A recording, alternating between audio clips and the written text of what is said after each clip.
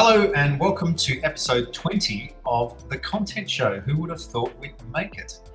Today we're talking about GPT-3, which is a new open source AI that is eerily good at writing and a whole bunch of other things like coding. By putting in free text questions, you can write code, you can write essays, it'll even create conversations for you. But before we get to that, I'm going to introduce our regular panel. David Austin, Editorial Content Director at Click2View. Welcome back. Thanks, Simon. How are you? Good to see you again. You too. Did you have a good holiday? Oh, yeah. Perfect. Excellent. Vacation. And Arturak Metsianov, our scripted content director at Click2View and Singapore's most famous Russian comedian. How are you, Arta? All good. How are you guys? Very good. Any sign of a comedy gig coming up soon? No. Right. So back to GPT-3. So GPT-3 is a new AI that uses 175 billion parameters, which is really quite extraordinary. It can, as I said before, it can create conversations, it can write code, and it may well put us all out of a job. I don't think it's going to put us out of a job right now, but I think it's definitely going to have an effect on not just our industry, but every industry, it seems. I think it's going to reduce the need for writers in the future. It's not going to eliminate it, but it looks like it's going to take the place of a lot of functions. I was looking at there's a whole bunch of companies that have gone straight in on this. And there's one company that's already putting together a product which will essentially help write your emails, a bit like Google already suggests the end of sentences now. Mm-hmm. Right. Now it looks like they'll be suggesting the end of paragraphs. Mm-hmm. Well, I'm really curious to get my hands on it and see how does it actually work, because seeing these examples is one thing, but I'm curious as how you would actually play around with it and incorporate it into your workflow. I saw one where it was coding in JSX, and the query was create a list of the top 10 countries in the world by GDP, and it wrote the code and then it showed the list just like that, just like a Wikipedia page.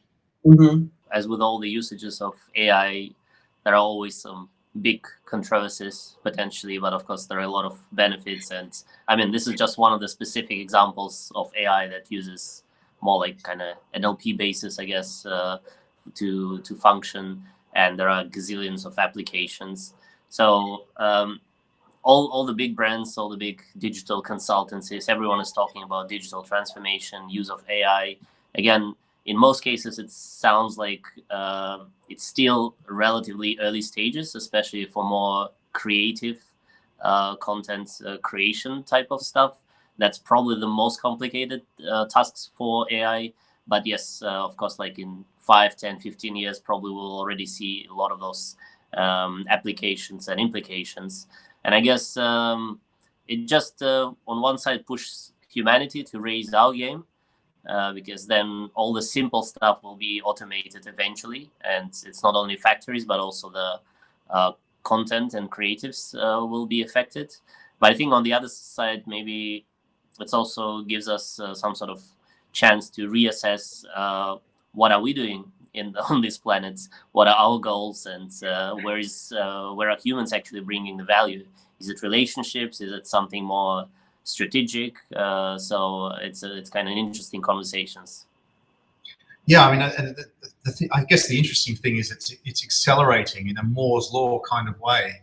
I think the previous version of this GPT-2 had something like only 2 billion parameters, which still sounds like a lot, but they've obviously increased that significantly in a relatively short period of time. Mind you, that 175 billion parameters is 571 times less powerful than the human brain, apparently. Well, maybe not mine. Interesting conversations that have been generated by this. One tester asked to create a conversation between Gandhi and Genghis Khan. And within seconds, it comes up with war is not the answer, says Gandhi. The death of one person cannot be justified by the fall of another. The cycle must stop. And then Genghis goes, "Bah, are you woman? The weak prefer diplomacy to warfare. It is obvious you have never been in a real battle, when the sword taketh away, it giveth even more. You cannot afford to be weak. Only the strong survive. So that maybe there's a potential for comedy in there. Yeah, I think so.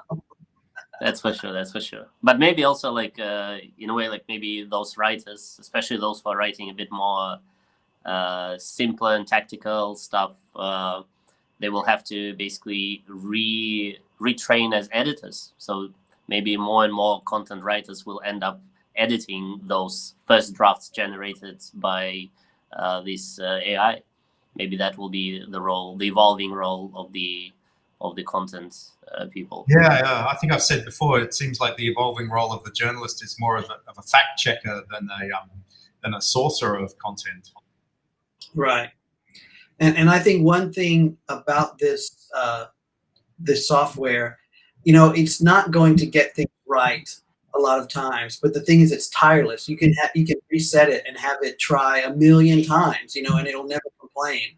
So I think users will eventually get what they want, and they'll be able to abuse it in ways that you can't abuse a human being. As far as rewrites, I think 1,000 rewrites is nothing to this thing. Yeah. It's not creating anything new, but then arguably there is nothing new in the world. True. Yeah. Okay, so GPT-3, I've signed up to become a beta tester just to nice. As much out of curiosity. Hopefully, maybe that's the ultimate human trait, is curiosity. So we'll report back on it once we have a go. And I hope next time it won't be like Simon will be just talking on the show alone because David and Arthur already fired and GPT replaced them. Well, we possibly could already do that with some of the avatars that are available in the Adobe Creative Suite already.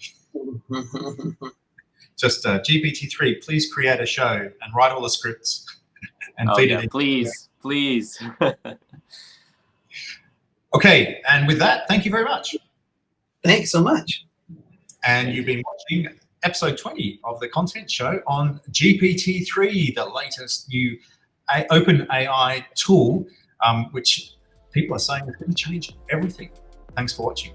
Don't forget to hit subscribe, press like on this video, and hit the bell if you'd like to be notified of new videos when we publish.